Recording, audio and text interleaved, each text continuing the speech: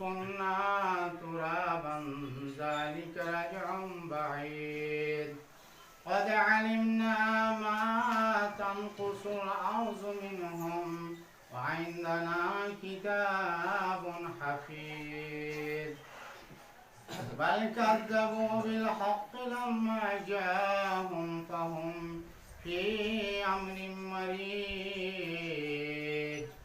أفلم ينظروا إلى السماء فوقهم كيف بنيناها وزيناها وما لها من فروج والأرض مددناها وألقينا فيها رواسي وأنبتنا فيها من كل زوج بحيج تبصرة وذكرى لكل عبد منيب ونزلنا من السماء ماء مباركا فأنبتنا به جنات وحب الحصيد إنه تعالى زود كريم ملك بر رؤوف رحيم.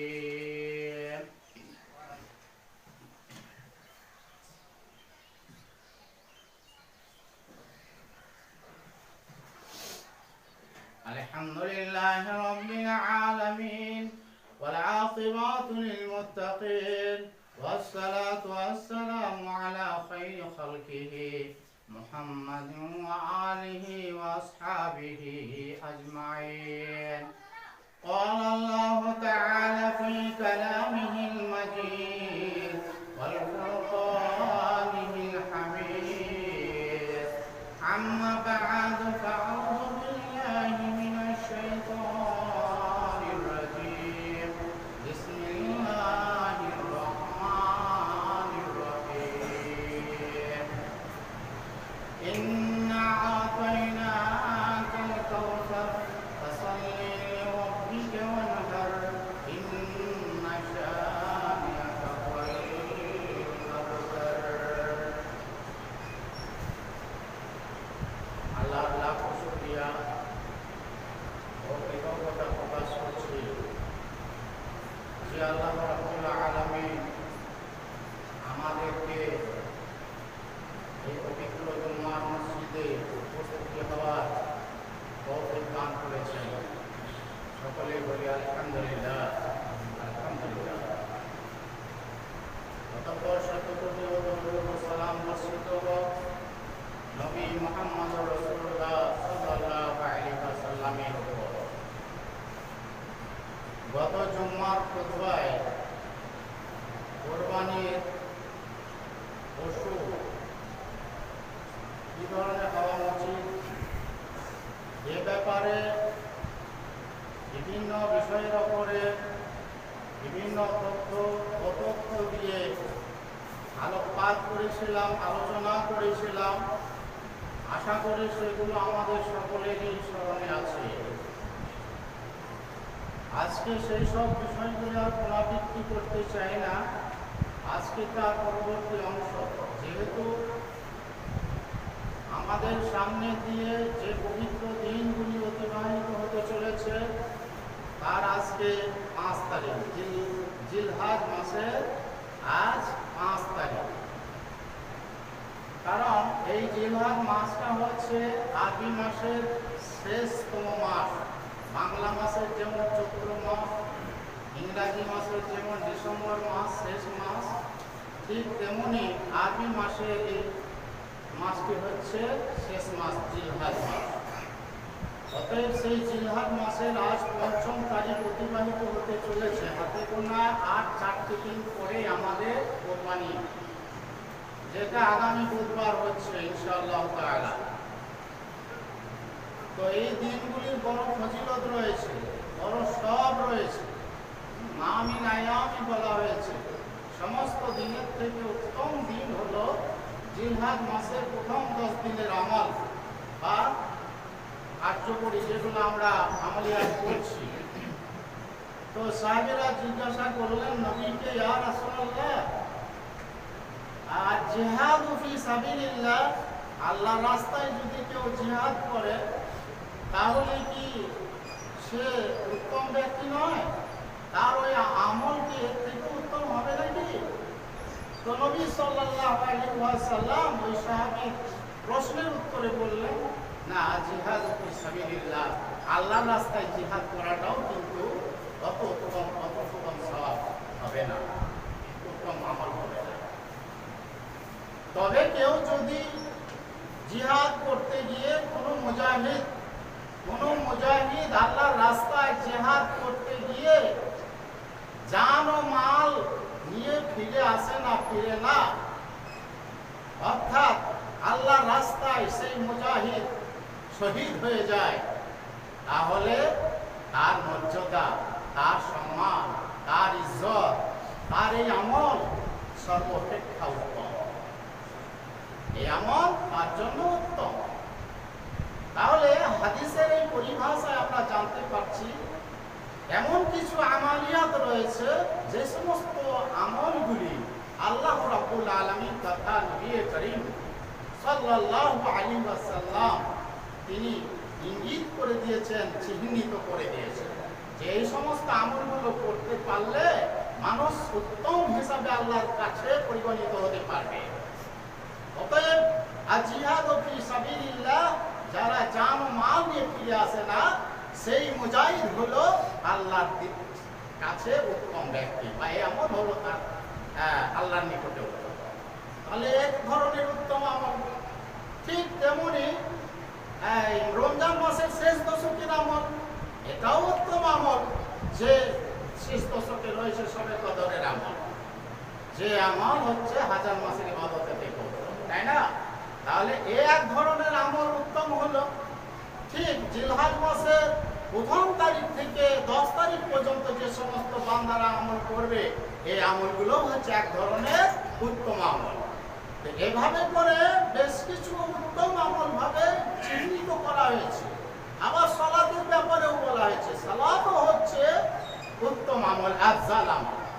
এভাবে করে উত্তম আমল একটি করে চিহ্নিত করে দেওয়া হয়েছে, মার্কিং করা হয়েছে। যে সমস্ত আমল উত্তম আমলগুলি মার্কিং করা হয়েছে, চিহ্নিত করা হয়েছে, সেই চিহ্নিত আমলগুলি, সেই মার্কিং করা আমলগুলি আমরা অবশ্যই আল্লাহর শ্রেষ্ঠ বান্দা হিসাবে পালন করে যাব ইনশাআল্লাহ তাআলা।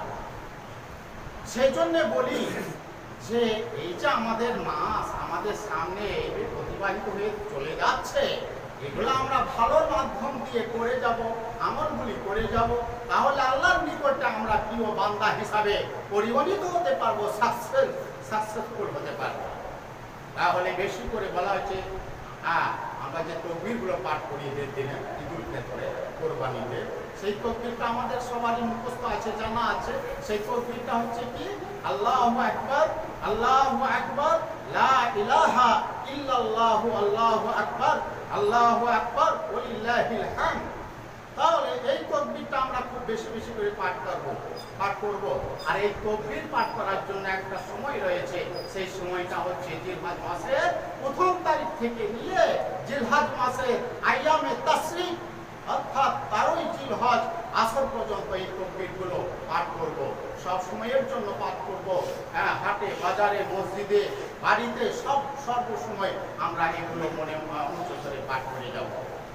অর্থাৎ এই সময়টা আমরা জানতে পারলাম যে জিলহজ মাসের ১ম তারিখ থেকে নিয়ে আইয়ামে তাশরিক, অর্থাৎ ১৩ই জিলহজ আসর পর্যন্ত যে কোনো সময় এই তকবীরগুলো পাঠ করা যায়। শুধু এই তকবীরটাই নয়, আরো কিছু জিকির আছে, আজকার আছে। সেই সমস্ত জিকির আজকারগুলো যদি আমরা পাঠ করি, তাতেও আমরা কিন্তু সবের অধিকারী হতে পারবো।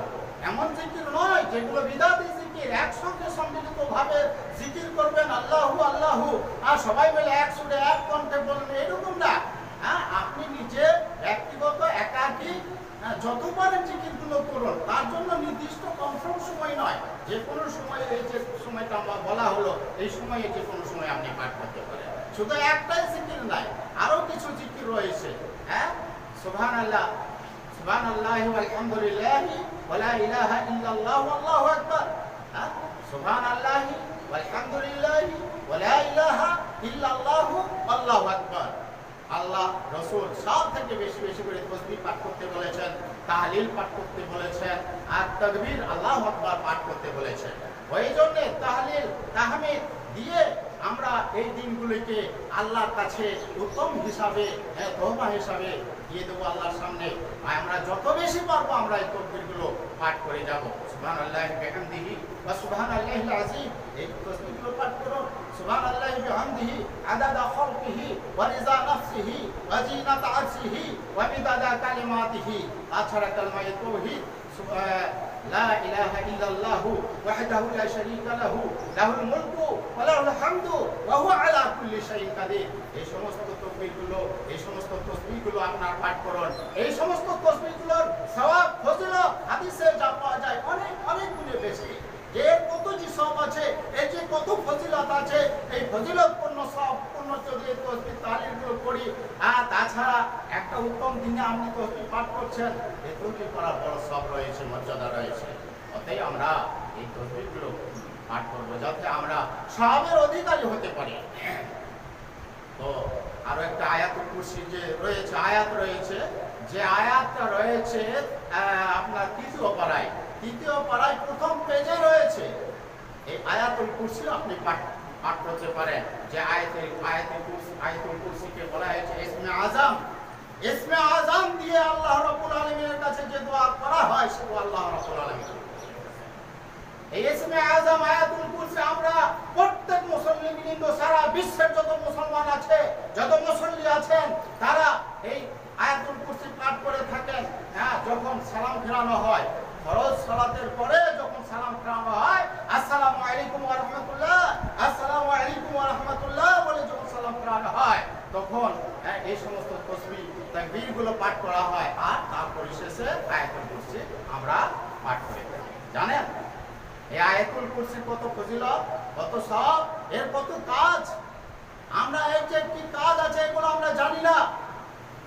জানলে নিশ্চয় আমরা তাবিজের জন্য অন্যের কাছে ছুটতাম না। এই আয়াতের কি মর্যাদা আছে, এই মর্যাদা জানলে আমরা পানি পড়ার জন্য ইমাম সাহেবের কাছে যেতাম না। এই আয়াতের যে ফজিলত আছে, সেই জিন ছাড়ানোর জন্য রোজা বা যারা আমলিয়াত করেছে জিন ছাড়াই, তাদের কাছে ছুটতাম না। আমরা এইগুলো নিজে আমল করে আমরা জিনেদের কাছ থেকে, পাপিষ্ঠ শয়তানের কাছ থেকে আমরা দূরে থাকতে পারতাম। এগুলো আমাদের জানা নাই, আমল নাই বলে আমরা অপরের দ্বারস্থ হচ্ছি। নিজ হাতে নিজে যে আমলটা করবেন তার মতো শ্রেষ্ঠ আমল আর কিছু হতে পারে না। আমরা আমলের জন্য অন্যের কাছে কেন ছুটে যাব? একমাত্র আল্লাহর কাছে সাহায্য চাইবো। আল্লাহ রাব্বুল আলামিন তথা সেই হাদিসে বুখারীতে যে সমস্ত সেই দোয়া জিকির আছে, সেই জিকিরগুলো আমরা নিজেরা করব, সেই সম্ভব। কিন্তু যেগুলো সহি, যেগুলো নেই, সেগুলো আমরা সেটাকে আমরা পরাস্ত থাকবো, বেঁচে থাকবো। তো নবী সাল্লাল্লাহু আলাইহি ওয়াসাল্লাম আয়াতুল কুরসি কত ফজিলত, এর কি কাজ, যাকে ইসমে আজম বলা হয়, তাহলে ইসমে আজম কাকে বলা হয়, এর কি কাজ, এর কি ফজিলত, এর কি সওয়াব আমাদের জানা দরকার। সেই বুখারী শরীফের হাদিসে রয়েছে, সেই বুখারী শরীফের হাদিসে রয়েছে, রমজান মুবারকে সাহাবায়ে একরাম যারা যাকাত দাতা, যারা দান খয়রাত করে, তারা সকলেই যাকাতের মাল, যাকাতের যে সম্পদ, রবি শস্য পণ্য সব কিছু এসে নবী সাল্লাল্লাহু আলাইহি ওয়াসাল্লামের বাইতুল ফান্ডে জমা করেছে। আগেকার যুগে, নবী সাল্লাল্লাহু আলাইহি ওয়াসাল্লামের যুগে ব্যক্তিগত কেউ যাকাত থেকে দান করতো না। তারা কিন্তু সকলে একটা যাকাতের ফান্ডে বাইতুল মাল, সাদকার মাল এক জায়গায় জমা করতেন। আর নবী সাল্লাল্লাহু আলাইহি ওয়াসাল্লাম সেগুলো গরিব অনাথ যারা মানে প্রাপক, তাদের কাছে পৌঁছে দিতেন। তো এই হিসাবে অনেক মালের স্তূপ হয়েছে। আর সেই মালের দায়িত্ব অর্পণ করেছে কাকে? একজন সাহাবী, জালিলুল কদর সাহাবী, বিখ্যাত সাহাবী হযরত আবু হুরায়রা রাদিয়াল্লাহু তাআলা, তাকে ওই সাদকার মালের দায়িত্ব দিলেন যে তুমি এই মালের রক্ষণাবেক্ষণ করবে, এগুলো দেখভাল করবে, তোমার জন্য এটা দায়িত্ব থাকলো। আর এই বন্টনের ব্যাপারটা আমার থাকবে, আর তুমি এগুলোকে রক্ষণাবেক্ষণ করবে। একদিন রাত্রে বেলায় একজন আগন্তুক ব্যক্তি এসে সেই স্তূপকৃত রবি শস্য থেকে কিছু শস্য বললো কি সে দুহাত করে নিয়ে নিজের চাদরে জমা করছে। এবারে 2 বার 3 বার 4 বার যখন ওইভাবে বাইতুল মাল থেকে উৎপন্ন ফসল নিজের চাদরে জমা করছে, তখন আবু হুরায়রা তিনি দেখতে পেলেন। আর দেখতে পাওয়ার সাথে সাথে চপ করে তার হাতটা ধরলেন। হাতটা ধরে বললেন, কি ব্যাপার, তুমি বাইতুল ফান্ডের মাল তুমি চুরি করছো, চলো তুমি নবীর কাছে তোমাকে নিয়ে যাব। যখন তিনি বললেন নবীর কাছে নিয়ে যাব, তখন তার একটা ভয় হলো যে না না, এবারকার মতো প্রথমবার আমাকে ছেড়ে দেয়, আমার দোষ হয়েছে, আমি আর দ্বিতীয়বারে আর কখনো এই বাইতুল মাল চুরি করতে আসবো না, আমাকে এই যাত্রা ক্ষমা করুন, ছেড়ে দেয়। তো কারণ আমি খুব অভাবী, আমার যে সমস্ত সন্তানাদি রয়েছে, ক্যান্ডিডেট রয়েছে, তাদেরকে দেখভাল করার জন্য আমাকে অনেক কষ্ট স্বীকার করতে হয়, অভাবী মানুষ। এইরকম কথা শুনে জালিলুল কাদার আবু হুরায়রা রাদিয়াল্লাহু তাআলা আনহুর হৃদয়ে একটু অনুকম্পা, দয়া, আবেগে তিনি তাকে ক্ষমা করে দিলেন, ছেড়ে দিলেন। এ কথা নবীর কাছে বললেন, ইয়া রাসূলুল্লাহ, গতকাল এই ঘটনা ঘটেছে। নবী বললেন, দেখো, যে এসেছিল আগন্তুক ব্যক্তি, ও কিন্তু মিথ্যা কথা বলেছে, দেখবে আজকে রাত্রেও আবার ওই বাইতুল খান থেকে মাল চুরি করতে আসবে। নবীর কথা সত্য, ঠিক তিনি ভূত পেতে আছেন। আবু হুরায়রা রাদিয়াল্লাহু আনহু, হ্যাঁ, রাত্রিবেলা আবার ওই বান্দা এসে গেছে, আবার ওই রকম ভাবে করছে। তিনি আবার ধরলেন, হাতটা চেপে ধরলেন, পূর্বের রাত্রে যা বলেছিলেন তাই বললেন। এবারে ওই ব্যক্তি বলছে যে দ্বিতীয়বার এই চুরি করলাম, তৃতীয়বারে আর কখনোই আসবো না, আমাকে ছেড়ে দেবে।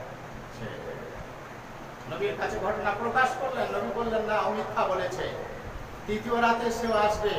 তৃতীয় রাতেও দেখলেন, হ্যাঁ, এসে গেছে, আবার সেই সম্পদ চুরি করছে।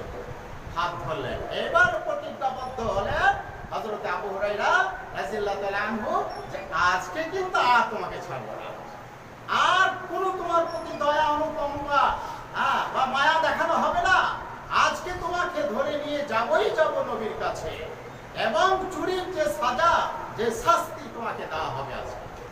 কেন তুমি বাইতুল ফান্ডের মাল তুমি চুরি করতে এসেছো? তোমার এর উচিত সাজা পেতে হবে, উচিত শাস্তি পেতে হবে। এই তখন বললো, এবারে তো আমাকে কিছু একটা করতেই হয়। তখন বললো, ঠিক আছে ঠিক আছে, আমাকে এবারকার মতো ক্ষমা করুন, ছেড়ে দেন, তবে আমি একটা জিনিস হাদিয়া আপনাকে দিচ্ছি, যদি সেটা আপনি পালন করেন তাহলে আমাদের ক্ষতি থেকে আপনি বাঁচতে পারবেন। শুধু আমাদের ক্ষতি থেকে না, বিভিন্ন রকমের ফাসাদ থেকে, জাদুকিয়া থেকে, যত রকমের বালা মুসিবত আছে, সমস্ত থেকে আপনি নিষ্কৃতি পেতে পারবেন। সেটা হচ্ছে আয়াতুল কুরসি। আয়াতুল কুরসি, আল্লাহু লা ইলাহা ইল্লা হুয়াল হাইয়ুল কাইয়্যুম লা তাখুযুহু সিনাতুন। এই আয়াতটা কোন একটা আয়াত, এটা আমাদের যদি কেউ মুখস্থ না থাকে মুখস্থ করে নেবেন। এটা যদি আপনি পড়েন তাহলে আমাদের ক্ষতি থেকে আপনি বাঁচতে পারবেন। আর এটা যদি আপনি রাত্রে শোবার সময় পড়েন তাহলে আল্লাহর 2 জন ফেরেশতা আপনার জন্য বডিগার্ড হয়ে যাবে, আপনার জন্য প্রহরী হয়ে যাবে, আপনাকে সারা রাত আপনাকে রক্ষা করবে, আপনাকে পাহারা দেবে। খুব প্রতিরোধ এতই আর সব। অতএব তাকে ছেড়ে দিলেন, নবীর কাছে ঘটনা বর্ণনা করলেন। নবী বললেন, খবিশ ঠিকই বলেছে, খবিশ ঠিকই বলেছে, তবে তুমি জানো এই আজ থেকে 3 দিন পর্যন্ত ওই যে বাইতুল ফান্ডের মাল চুরি করতে আসলো ওই ব্যক্তিকে, সে হলো একজন জিন সম্প্রদায়, জিনের মধ্যে একজন। তাহলে জিনের আক্রমণ থেকে, জিনের ওয়াসওয়াসা থেকে, জিনের ক্ষতি থেকে বাঁচতে গেলে আমাদেরকে আয়াতুল কুরসি পাঠ করতে হবে। আমরা পারলে প্রত্যেক ফরজ নামাজের পরে আমরা সালাম ফেরানোর পরে একবার করে পাঠ করব, এবং শোবার আগে এটা পাঠ করব। তাহলে ইনশাআল্লাহ আমরা আল্লাহর নানা রকমের গজব, আযাব, জিনের ক্ষতি থেকে, মানুষের ক্ষতি থেকে আমরা বাঁচতে পারবো। আর এর জন্য ইমাম সাহেবের কাছে যাওয়া লাগবে না, তাবিজ যাওয়া লাগবে না, আপনি নিজেই এটা করতে পারবেন। অতএব এগুলো আমরা নিজেরা আমল করবো, অন্যের দ্বারস্থ অবশ্যই করবো। সেই জন্য বলছিলাম, এই যে দিনগুলো আমাদের কাছ থেকে অতিবাহিত হতে চলেছে। এই দিনের মধ্যে আমরা এই সমস্ত আয়াতুল কুরসি, এই সমস্ত দোয়াগুলো দিয়ে আমরা নিজেকে সৌন্দর্য করে আল্লাহর কাছে ফুটিয়ে তুলব ইনশাআল্লাহ। তাছাড়া এই দিনগুলি ফরজ নামাজ রয়েছে, অন্যান্য দিনের ফরজ যে সব, তার থেকে এই দিনে যে ফরজ নামাজ যদি 5 ওয়াক্ত সালাত আদায় করেন, সেই সালাতের ইবাদতের নেকি অনেক অনেক গুণে বেশি। নফল সুন্নত এর নেকি সব অন্যান্য মাসের তুলনায় এই জিলহজ মাসে এই 10 দিনে আরো বেশি ফজিলত। এই দিনে যদি কেউ দান খয়রাত করতে পারেন, অন্যান্য দিনের তুলনায় এই দিনে দান খয়রাত করার নেকি সব অনেক অনেক গুণে বেশি। সেই জন্য আমরা এগুলো পাঠ করব। দ্বিতীয়ত, এই জিলহজ আগামী যে বুধবার আমাদের কোরবানি আসছে, এই কোরবানি সম্পর্কে অনেক বিষয় নিয়ে আলোচনা করেছি, অনেক তথ্য বিষয় আমাদের স্মরণ করে দিয়েছি। তবে একটা জিনিস হয়তো বলা হয়নি, সেটা আমাদের জানা দরকার যে আমরা যে জন্তু পশু কোরবানি দিচ্ছি আল্লাহর রাস্তায়, তো সেই পশুর মধ্যে আমরা যারা ভাগিদার রয়েছে, সেই পশুর যে গোস্তটা আমরা পাচ্ছি ভাগে, কেউ ধরুন একটা পশু দিয়েছেন, একাই দিয়েছেন, তো সেই পশুর গোস্তটা আমরা কি করব?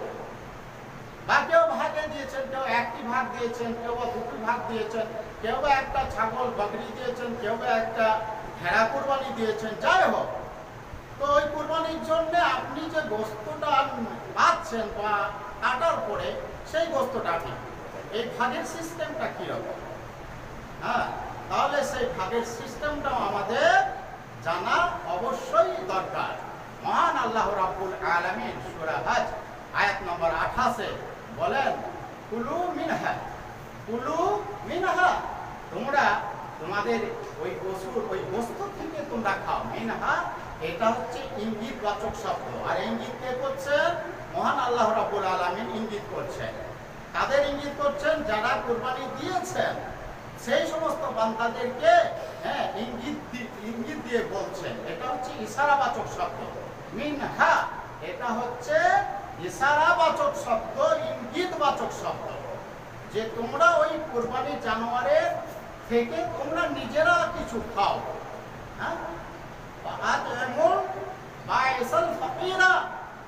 এবং যারা ফকির, যারা কোরবানি দিতে পারে না, যাদের কোরবানি দেওয়ার সামর্থ্য নেই, অতএব ফকির এরকম অনাথ গরিব ব্যক্তিদের, তাদেরকেও তুমি ওই কোরবানির অংশ থেকে কিছু খাও। ঈদুল ফিতরের দিনে যেমন ফেতরা দিয়ে থাকি, ফেতরা অর্থাৎ ঈদের দিনেও যাতে তাদের একটা খুশি হয়, সবাই যেমন খুশি করছে, আর গরিব মানুষ তারা তাদের মাঝে তাদেরকে ওই ফেতরা থেকে দিয়ে তারাও যাতে ঈদের দিনটুকু একটুকু খাবার দেখে তাদের মনে আনন্দ হয়, একটা আনন্দ ফুটে আসে। যেমন ঈদুল ফিতরে তারা ঈদ সুন্দরভাবে পালন করতে পারে গরিব ধনীর কাছে, ঠিক তেমনি ঈদুল আজহার দিনে, কোরবানির দিনেও তারা যেন আরো অন্যান্য কোরবানি দাতার সঙ্গে তারাও যেন খুশি মানাতে পারে। সেই জন্যে মহাবৈজ্ঞানিক নবী সারা বিশ্বের বিশ্বনবী হাদিসে বলেছেন, এবং মহান আল্লাহ রাব্বুল আলামিন তিনিও বলেছেন যে তাদেরকে কিছু নিজে খাও এবং অপরকে খাও। এটা হলো কোরআনে আল্লাহর নির্দেশ। এবার হাদিসের থিওরিতে মহান নবী সাল্লাল্লাহু আলাইহি সাল্লাম এটা দুটো দিক বলেছেন। ওই গোস্ত, কোরবানির যে গোস্ত আপনি পাচ্ছেন, ভাগে পাচ্ছেন, তো তার বন্টনের দুটো দিক রয়েছে। প্রথম দিক হলো, প্রথম বন্টননামা হলো যে ওই গোস্তটাকে দুটো ভাগে বিভক্ত করা হবে। একটা ভাগ যারা অসহায় গরিব অনাথ তাদের মাঝে দিয়ে দিতে হবে, আর একটা ভাগ নিজে খাবে। তাহলে একটা দিক হয়ে গেল বন্টনের দিকটা। আর দ্বিতীয় দিক হলো যে ওই কোরবানির গোস্তটা কোরবানির দাতা তিনটে ভাগে বিভক্ত করবে। একটা ভাগ নিজের জন্য রাখবে, আর একটা ভাগ আপনার গরিব অনাথ তাদেরকে দিবে, আর একটা ভাগ আত্মীয় স্বজন বন্ধু বান্ধব তাদেরকে হাদিয়া হিসাবে দিবে। তাই কাঁচা গোস্ত দিবে অথবা রান্না গোস্ত, খুশি মানানোর উদ্দেশ্যে তারা সেটা বিতরণ করবে। তাহলে এইভাবে কোরবানির গোস্তের বন্টন ব্যাপারটা আমরা বুঝে নিলাম।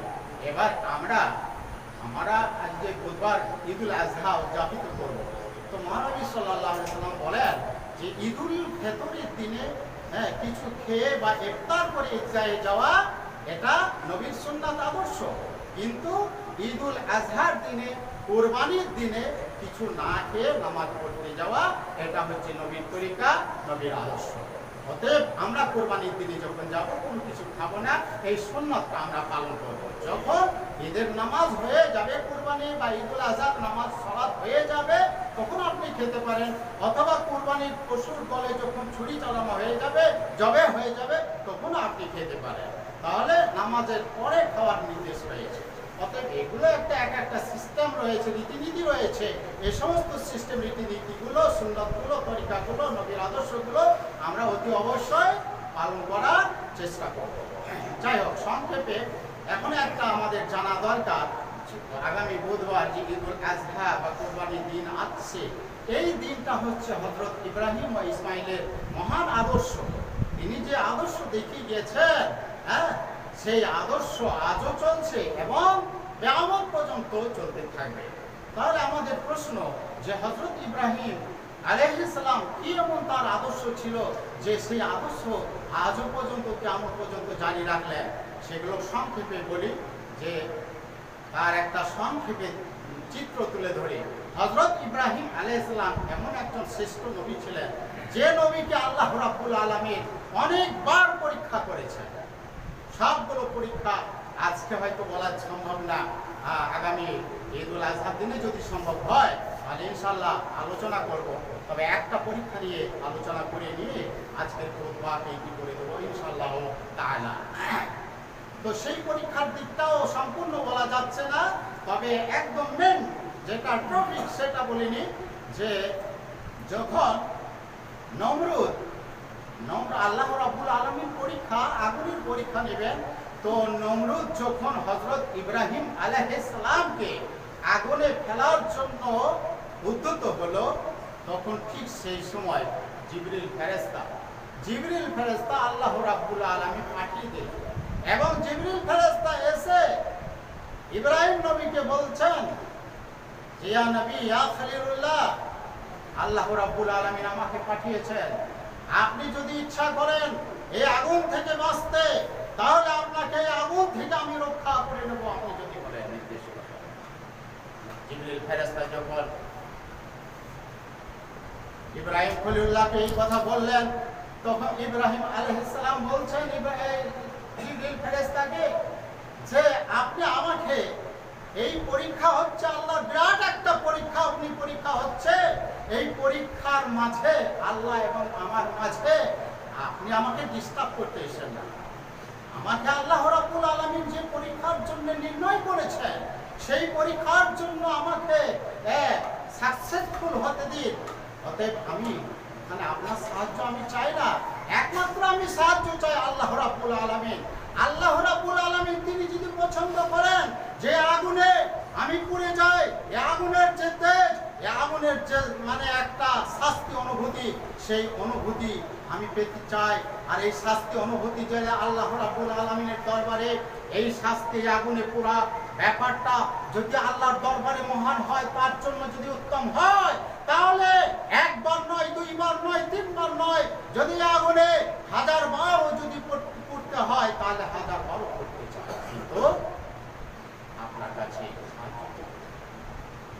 অতএব নিঃস্বরের মতো নমরুদ যখন ওই আগুনের মধ্যে নিক্ষেপ করে দিল হযরত ইব্রাহিম আলাইহিস সালামকে, তখন মহান আল্লাহ রাব্বুল আলামিন ওই আগুনকে নোটিশ করে দিলেন, হে আগুন, ইয়া নার কুনি বারদাও ওয়া সালামান আলা ইব্রাহিম, হে আগুন তুমি ইব্রাহিমের জন্য ঠান্ডা শীতল হয়ে যাও, আরামদায়ক ঠান্ডা হয়ে যাও। অতএব সেই আগুনের মধ্যে তিনি, তার একটা পশমও পুড়ল না, তার দেহ পুড়ল না, তার জামাটাও পুড়ল না, নির্দ্বিধায় তিনি সুস্থ অবস্থায় সে আগুনের মধ্যে বসে রইলেন। আর প্রাসাদের ওপরে নমরুদ দেখছে যে আগুনে তো ফেলা হয়েছে ইব্রাহিমকে, দেখি কেমন সে সাজা পাচ্ছে, কেমন সে শাস্তি পাচ্ছে।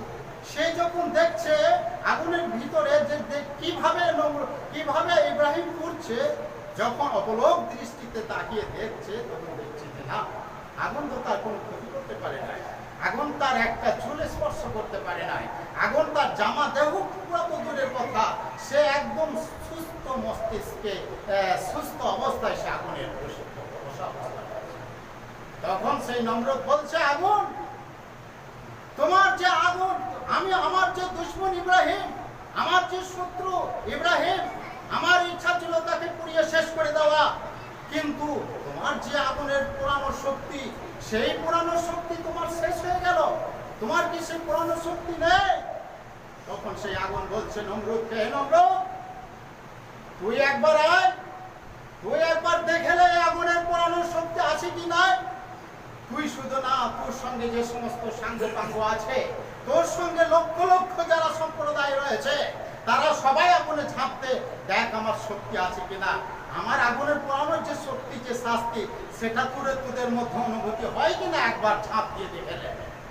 কিন্তু আল্লাহ যে নোটিশ জারি করে দিয়েছে, তার আমি সৃষ্টি, তিনি হলেন স্রষ্টা, অতএব স্রষ্টা আমাকে নোটিশ জারি করে দিয়েছে যে ইব্রাহিমকে তুমি পড়াতে পারবে না, সেই জন্য আমি ইব্রাহিমকে কি করে পড়াবো। ইব্রাহিম আলাইহিস সালামের এই ছিল আদর্শ, পরীক্ষায় উত্তীর্ণ হয়েছিলেন। সাহাবায়ে কেরাম, রাসূল আকরাম সাল্লাল্লাহু আলাইহি ওয়াসাল্লাম, তাদেরকে অনেক পরীক্ষা নেওয়া হয়েছিল, তারা সে সমস্ত পরীক্ষাতে উত্তীর্ণ হয়েছিল। তো উত্তম বান্দা তো তারাই যারা আল্লাহর পরীক্ষায় উত্তীর্ণ হতে পারে, সাকসেসফুল হতে পারে। যে সমস্ত বান্দারা পরীক্ষায় পাস করে, আল্লাহর পরীক্ষায় পাস করে, আল্লাহ রাব্বুল আলামিন তাদের জন্য বলছেন আমি তাদেরকে পুরস্কৃত করি। সেই জন্য আমাদের সামনে জীবদ্দশায় আল্লাহর অনেক পরীক্ষা আসবে, অনেক গজব আসবে, অনেক আযাব আসবে। সেই সমস্ত আযাব থেকে, আল্লাহ থেকে আমরা ভুলে যাব না, আল্লাহকে অবশ্যই স্মরণ করে যাব। ইনশাআল্লাহ আমাদেরকে সেই সমস্ত স্মরণ যেন আল্লাহ রাব্বুল আলামিন করতে দান করে। এই পর্যন্ত সংক্ষিপ্ত